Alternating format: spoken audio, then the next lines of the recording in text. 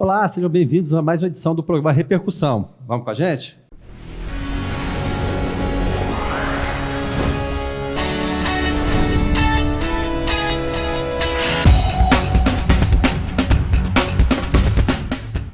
Muito bem, começando mais uma edição do programa Repercussão. Como sempre, eu e Rosemary Batista estamos aqui para trazer assuntos de interesse da comunidade. Hoje, eu diria um assunto de interesse de todos, principalmente pais, mães, um assunto familiar. E eu vou passar a bola aqui para a Rosemary para, é claro, apresentar a nossa convidada de hoje. Rosemary, por favor.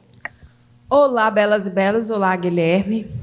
Nosso assunto de hoje é sobre depressão. A depressão é um mal do século e que vem atingindo muitas pessoas. De 2 a cada 8 brasileiros são atingidos por essa doença. É uma doença totalmente silenciosa e, devido a isso, as pessoas às vezes não dão tanta atenção, mas vem sempre a pergunta: como tratar? O que fazer? Tem várias dúvidas, né? E para isso, hoje, estamos recebendo aqui a Yasmine, que é psicóloga, para esclarecer um pouco sobre as nossas dúvidas. Olá, doutora Yasmine, tudo bem? Olá pessoal. Olá, Guilherme, um prazer estar aqui hoje. Obrigada pelo convite. Doutora Yasmine, eu já começo te perguntando, o que é a depressão? Então, a depressão é um transtorno, né, que, como você disse no início, que vem atingindo a maioria da população, infelizmente, atualmente. A depressão, ela é muitas vezes confundida com uma tristeza, né? Mas a tristeza, ela é diferente da depressão. E aí, a tristeza, eu sei explicar o que está acontecendo. Tem um motivo, apesar dos sintomas físicos também aparecerem. Mas a depressão, você não sabe explicar o motivo da sua tristeza. É uma tristeza profunda, sem um motivo específico. Seria até assim, digamos, um desalento. Tá ali, eu tenho a consciência que eu estou triste, mas eu não tenho ideia do que está acontecendo, parece que nada interessa, nada faz sentido. É mais ou menos por aí? Isso. Você não consegue explicar o que está acontecendo e muitas vezes perde o controle de algumas situações que antes eram consideradas controláveis para você. Dentro da própria rotina? Sim, dentro da própria rotina. Então, muitas vezes as pessoas acabam perdendo o interesse por atividades prazerosas, por estar com as pessoas socialmente. Até coisas que elas gostavam muito, de repente passa a não ter sentido. Isso não tem sentido porque a pessoa ela começa a ver as coisas, que é até uma palavra que a gente usa, preto e branco, sem cores. Então, a pessoa ela começa a ver tudo de uma forma mais escura. E o que leva uma pessoa a ter a depressão, Yasmine? Então, não tem um fator específico, né? Isso a gente precisa de olhar caso por caso. Então, a gente precisa de fazer uma avaliação desse paciente para ver o que aconteceu, se são situações anteriores, se são situações atuais, se passou por algum trauma, se tem algum histórico familiar, se é questão física também que está auxiliando, se é genético, enfim, é uma gama de possibilidades. E até em relação a isso aí, na consulta, é sempre aconselhável que vá a pessoa e vá mais alguém para relatar o dia a dia? Menor de idade, normalmente a gente atende os pais primeiro, ou os responsáveis, e quando a pessoa vem por livre e espontânea vontade, né? Mas é mais raro adulto, a pessoa aparecer sozinha ou não? Normalmente a família procura e marca para a pessoa. Mas tem pessoas que vão ao psiquiatra, por exemplo, primeiro, antes de ir ao psicólogo, e o psiquiatra já manda a cartinha encaminhando. Então, ele mesmo já procura. Então, é difícil porque os pacientes, eles não têm energia mesmo. Às vezes, quando o paciente depressivo fala, nossa, eu não tenho energia, é real. Realmente não tem essa energia para conseguir ter a ação. Então, um dos sintomas, né, como você está falando, mais comum é essa falta de energia.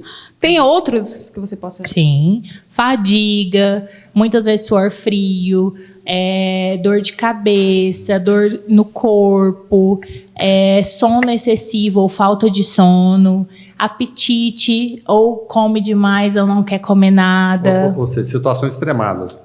Extremadas, que foge daquela rotina do dormir 8 horas, de repente vai dormir 14, 16, ou não come nada, ou quer comer aquela serra de comida. É desse jeito. E às vezes o paciente ele não consegue realmente ter essa disposição para voltar ao trabalho. Então, por muitas vezes, dependendo do grau da depressão, o paciente ele é afastado do trabalho mesmo, porque ele não consegue. E você daria algum conselho para o familiar ajudar? Não julguem, eu acho que é a primeira coisa, porque muitas vezes a pessoa depressiva, a pessoa fala, é frescura, É o que mais vem isso. Rotulação, falta né? de Deus, a pessoa está preguiçosa. Não, realmente é uma doença e precisa de ser tratada. Então, precisa dessa equipe multidisciplinar, psicólogo, psiquiatra, precisa de fazer uma atividade física quando esse paciente já estiver melhor. E a gente precisa, às vezes, de um nutricionista para organizar a questão da alimentação. Então, é uma equipe, não tem como tratar somente com psicólogo ou somente com psiquiatra. Uma depressão já num grau grave, né? E qual a diferença entre, por exemplo, a depressão e a tristeza? A depressão, você não sabe explicar o sintoma, não tem como. A tristeza, você tem um motivo e ela passa. Então, os sintomas, 2 semanas ou mais, já é visto como o transtorno depressivo. E traumas, por exemplo. Uma pessoa que perde um ente querido ali, naturalmente vai entrar naquele período ali de muita tristeza, mas pode, de repente, um trauma severo evoluir para uma depressão? Com certeza. Muitas vezes a gente fala que a não elaboração do luto, então a pessoa perdeu um ente querido, ela não conseguiu elaborar essa perda, pode sim vir a ter uma depressão. E em relação, desculpa, só para aproveitar o embalo aqui, em relação ao diagnóstico, você falou da importância de equipes multidisciplinares, nutricionista, psiquiatra, psicólogo, mas você no dia a dia mesmo, chega um paciente lá, esse diagnóstico é fácil ou por vezes ele não é fácil, precisa de trocar essas ideias com outros profissionais? Muitas vezes uma depressão leve, a gente consegue fazer esse diagnóstico, mas o diagnóstico médico, ele é muito importante. Porque aí, normalmente, esse médico, ele manda um encaminhamento, ele faz um laudo, até mesmo para poder auxiliar nessa medicação. Porque a medicação vai auxiliar uma forma física, sintomas físicos. E medicação só psiquiatra? Isso, só o psiquiatra. Então, auxilia nos sintomas físicos. O psicólogo, nos sintomas emocionais. E a atividade física que a gente fala é o que? A válvula de escape. É ter uma atividade que seja prazerosa, independente do que seja. Você falou em sistema físico. Existe algum sistema físico que a gente pode identificar de uma pessoa que está passando por uma depressão? Sim, normalmente a pessoa que está com depressão, ela anda mais encurvada, né? Ela sente muitas dores no corpo, ela tem muita alergia, ela está o tempo todo doente. Então, normalmente, isso tudo aparece. E são sintomas que a gente fala psicossomáticos, né? E até em relação a isso, é bom, e a gente está vendo muito em relação à juventude, até aspecto que a gente aborda, os pais ficarem atentos a esses sinais, que esses sinais aparecem de fato. Porque muitas vezes o jovem mas não gosta de falar com o pai, com a mãe, tem aquela cena que a gente vê, que hoje é muito comum, né, Rosemary? O jovem entra no quarto e fica ali. Então, qual que é o sinal de alerta? Sinal de alerta é quando, principalmente aí para os pais, a criança ou o adolescente, ele começa a deixar de ter a rotina que ele gosta. Então, fica mais trancado, não gosta de conversar, afasta dos amigos, começa a ter notas baixas na escola, muda o apetite, a rotina do sono. Muitas vezes fica se queixando o tempo todo de dor de cabeça, dores no corpo, irritação. O adolescente, a criança, ela expressa muito pela irritação. Então, muitas vezes fica irritado, é onde os pais falam, nossa, mas está estressado, está enjoado demais. E não é, muitas vezes pode ser um sintoma que está passando despercebido. E existe alguma idade que é mais acometida essa doença?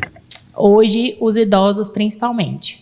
A depressão, principalmente nos idosos, devido a essa perda de interesse, né, e muitas vezes o afastamento da vida social. O idoso ele se sente mais sozinho, ele sente que ele já não é tão útil quanto era antigamente, então tudo isso influencia. Em relação aos jovens, porque é mais comum nas pessoas mais idosas, e a gente, como geral, o mundo todo, está envelhecendo mais, a expectativa de vida está aumentando. Então, será uma tendência aparecerem mais casos por conta da idade cada vez mais elevada? Se as pessoas viviam 55, 60 anos no século passado, hoje 65, 70, 75, 80, nonagenário já é uma expectativa bem tranquila de vida. A tendência é cada vez mais aumentar ou saber lidar com isso por um tempo maior de expectativa de vida também? Sim, mas eu acredito que o estilo de vida conta muito mais do que a idade. Porque muitas vezes os pacientes eles não sabem lidar com as frustrações. E um dos motivos da depressão é não saber lidar com frustração ou com os conflitos diários. Então, isso tudo influencia em qualquer idade, né? Mas essa questão da vida do idoso, eu acredito que muitas vezes tem idosos aí que a gente pode ver atualmente que eles conseguem cuidar tanto da saúde física quanto da emocional. E eu acho que é a dica para todo mundo, para ter uma qualidade de vida, tanto física quanto emocional, cuidar dessa saúde emocional e física também, né? Não tem como. Sem dúvida. A cabeça do depressivo, você poderia nos falar um pouco sobre essa tríade cognitiva? Então, normalmente, quando você faz os exames, isso normalmente o psiquiatra explica nas consultas, tem a parte onde vai aparecer do cérebro onde está mais escuro, né? Só que dentro da psicologia, a gente não faz essa avaliação dos exames, das medicações, mas no consultório a gente consegue ver por testes. Então, tem algumas escalas, por exemplo, de depressão, que a gente consegue ver o nível de depressão. Então, a gente consegue ver se está leve, moderada, grave, gravíssimo. E aí é onde a gente tem esse respaldo cognitivo, né? E você acredita que a depressão tem cura? Eu acredito. Ora, não tem. A depressão é a mesma coisa que eu falo. Um diabético, ele vai precisar de tratar o resto da vida. Ok, não vai ter a cura ali. Pode ser que hoje em dia, atualmente, tem alguns tipos de cirurgia que vão melhorar. Mas dentro da depressão, uma depressão leve, por exemplo, se o tratamento for bem feito, tanto com medicação quanto o tratamento psicológico, tem sim cura, porque a gente vai estar tratando de fato o que está acontecendo. E quando não tratada, a recorrência pode ser maior, pode ter um agravamento maior? Pode sim, porque muitas vezes, quanto mais tempo demora para diagnosticar, mais tempo demora para ser medicado e falar sobre isso, emocionalmente falando, acaba se tornando mais grave. Então, são os casos ao extremo, tentativa de suicídio, muitas vezes envolve a família nessa questão, e a gente traz a família também para o consultório. E em relação a medicamentos? A gente estava falando, claro, a parte do psiquiatra. E tem também, claro, a parte do psicólogo, né? Vai lá, conversa. É possível, num tratamento desse, de repente, suspende a medicação e fica só com o psicólogo? Em que momento suspender essa medicação? De repente não precisa mais do psicólogo, precisa só daquele medicamento, daquela medicação. Como que funciona isso para vocês? Nesse caso, a medicação, o psiquiatra ele vai acompanhar, então por isso começa.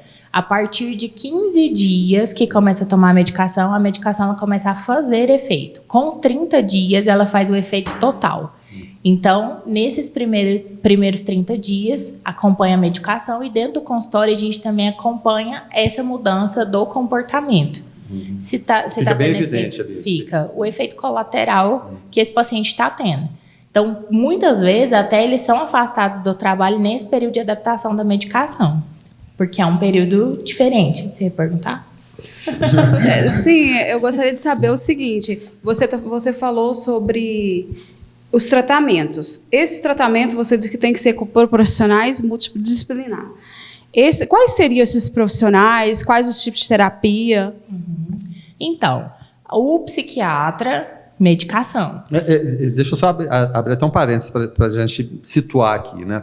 O primeiro passo seria o quê? Psiquiatra, depois... Depende muito. A porta de entrada pode ser qualquer um. Qualquer um dos dois, né? Porque se enviar para o psiquiatra, a primeira busca for o psiquiatra, ele vai encaminhar para um psicólogo.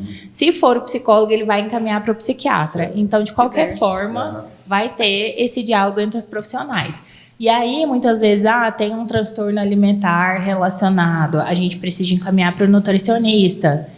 precisa de um neuro. A gente faz o encaminhamento também. Fisioterapeuta traria também? Dependendo da situação, Também. sim. Então, a gente nunca descarta nenhum dos profissionais. Educador físico, academia? Não, tudo que for importante para esse restabelecimento do paciente, a gente conta com a ajuda. A irritabilidade também poderia, por exemplo, o transtorno de humor. Poderia ser tratado também com algumas terapias convencionais, né? Como meditação, yoga. Sim, você... A depressão, ela também pode ter essas terapias extras aí, né, que a gente fala. Mas é atividade prazerosa para o paciente. Então, o que gerar prazer é necessário. É o escape, né? Até porque no começo o paciente ele não consegue distinguir o que é prazeroso ou não, né? Muitas vezes ele até se esquece do que era aquilo, né? Nem me lembro que dá prazer. Mas em relação ao jovem, e a gente vê muito hoje, isso é sempre recorrente, porque é mundo digital, mundo virtual. E no mundo digital, virtual, muitas vezes você não tem aquele confronto do dia a dia. Então fica encapsulado naquele mundo virtual. Na hora que vem para o real, e a gente estava falando é não o tempo todo. O tempo todo a gente recebendo não, né, Rosibel? O tempo todo é não. Raramente vem um sim. Lidar com essas frustrações, de repente, direciona o jovem lá do virtual, na hora que ele vem para o real, ele puxa a vida, mas não é essa vida que eu pensava. Justamente porque não está consciente da situação a qual ele vive. Porque muitas vezes está ali tão fechado, que aí quando vai para o relacionamento, para a vida social, nós recebemos não o tempo todo. Não tem como. Não. Você se frustra o tempo todo, porque a gente cria expectativa. E cada vez que a gente cria expectativa e a gente é frustrado, vem uma tristeza.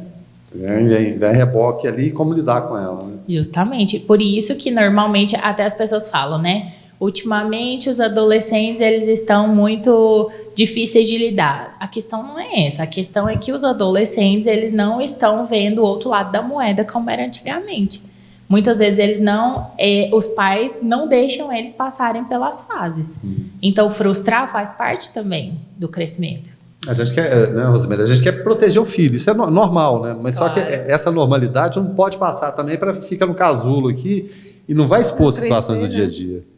Porque acaba adoecendo, né? Tudo que não é bem elaborado transforma em doença.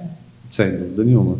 E, por exemplo, essa rotulação, procurar um psicólogo, procurar um psiquiatra, a sociedade, assim, é preconceituosa quanto a isso. Como que o que você diria, né, para a pessoa também?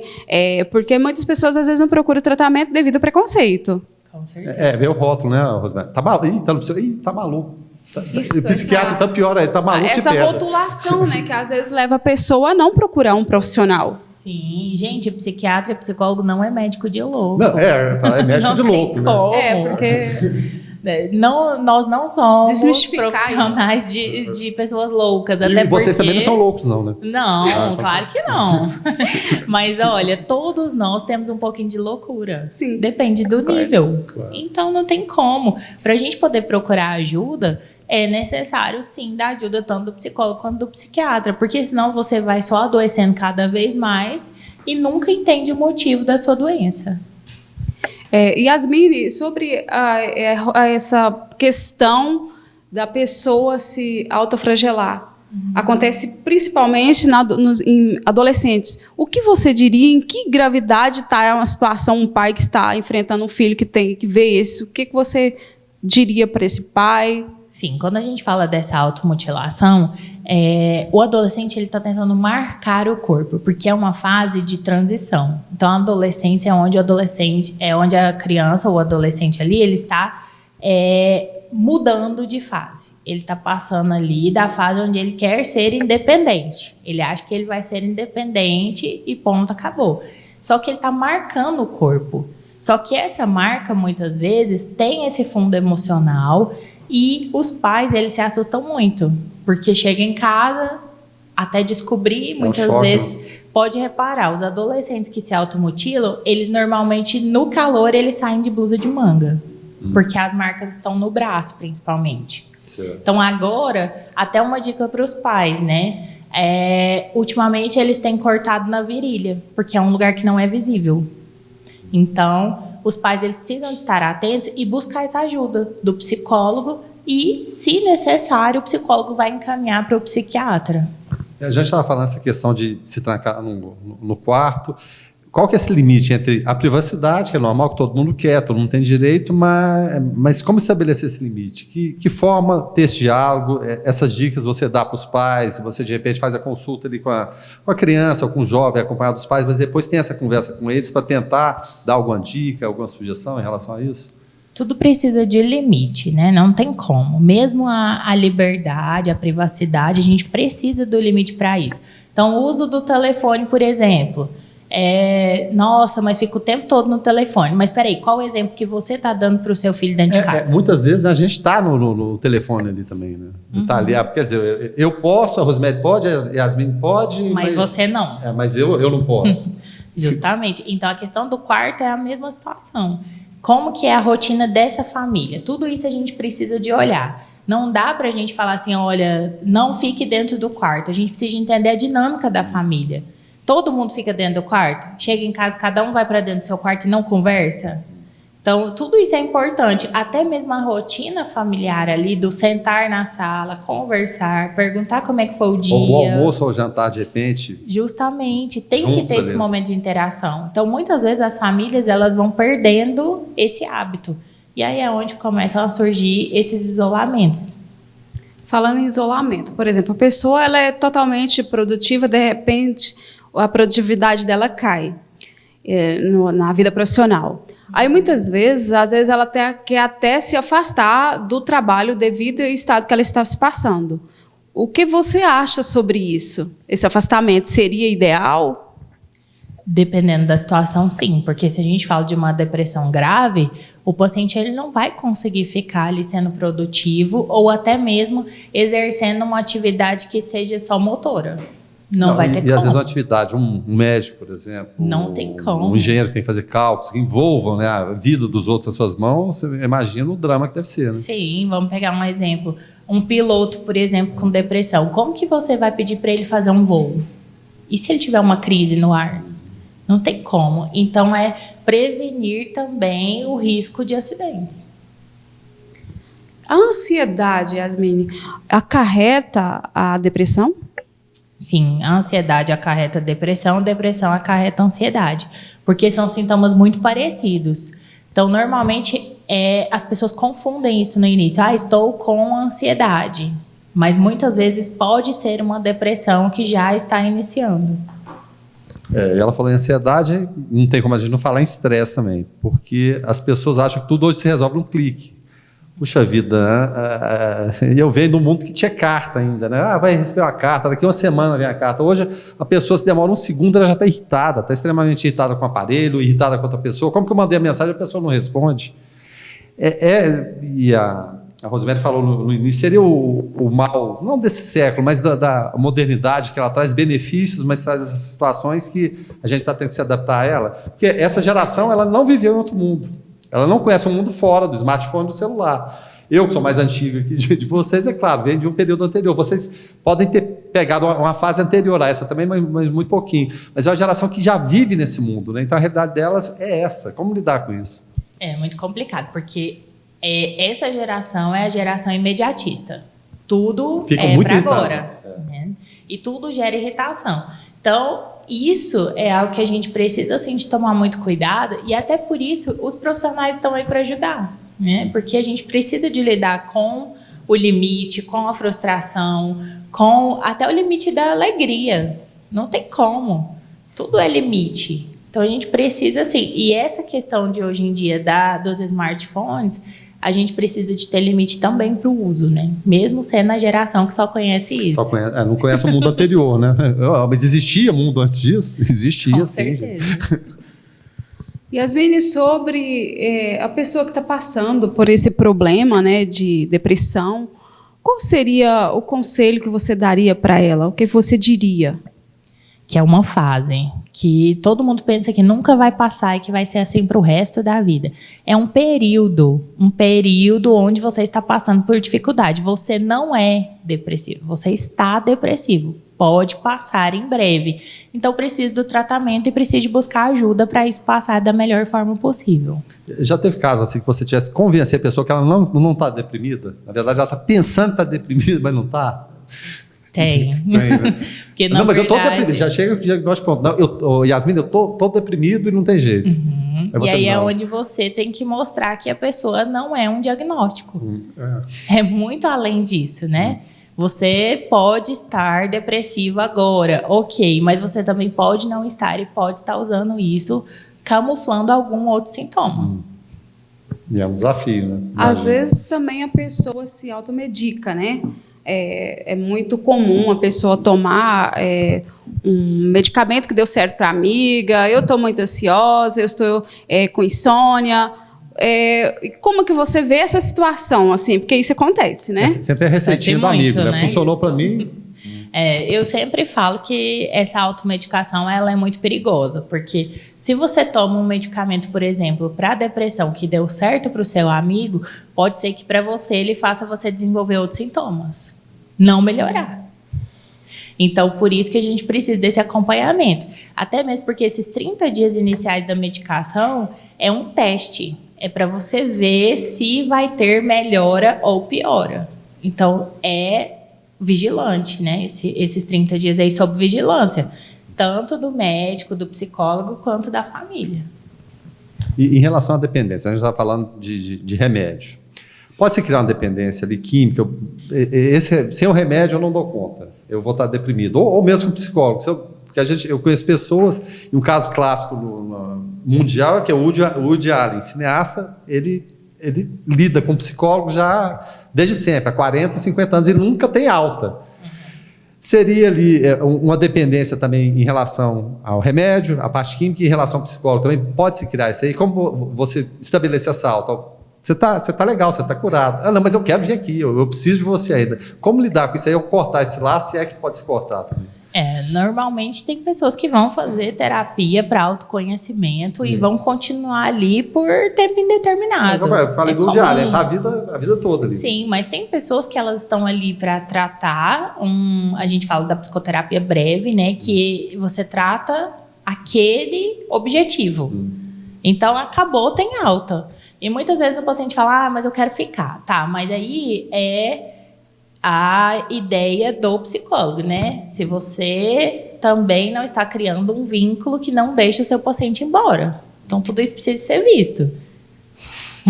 Tudo tem que ser olhado. Não depende só do paciente. A gente está esgotando o tempo, mas eu acho que uma última pergunta, Rosemary, que a gente pode colocar é o seguinte. É claro, o psicólogo trata de gente, psiquiatra também da mesma forma, mas partindo só para o seu lado. E quem trata da Yasmin?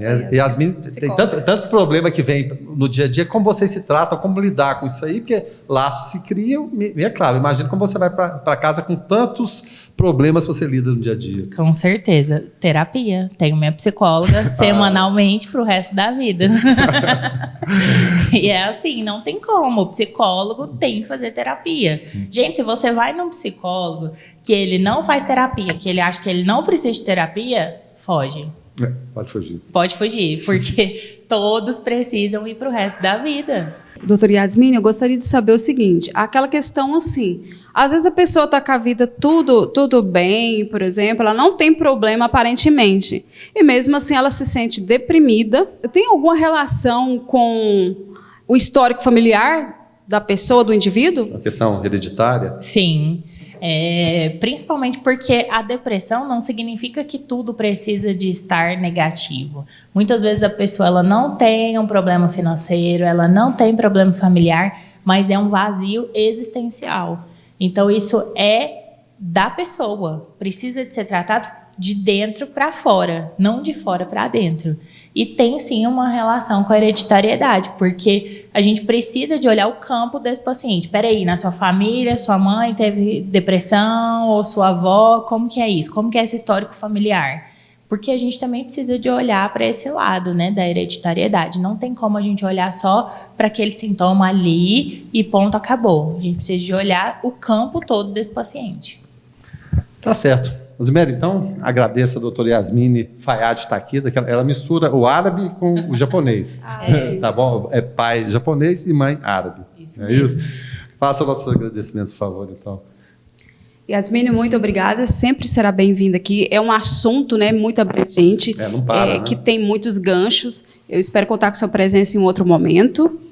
Tá? Com certeza. Obrigada pelo convite, obrigada pela recepção de sempre, Guilherme. Um prazer estar aqui com vocês e sempre que possível estarei aqui, sim. Obrigada. Obrigada, belos e belas, e até o próximo Repercussão.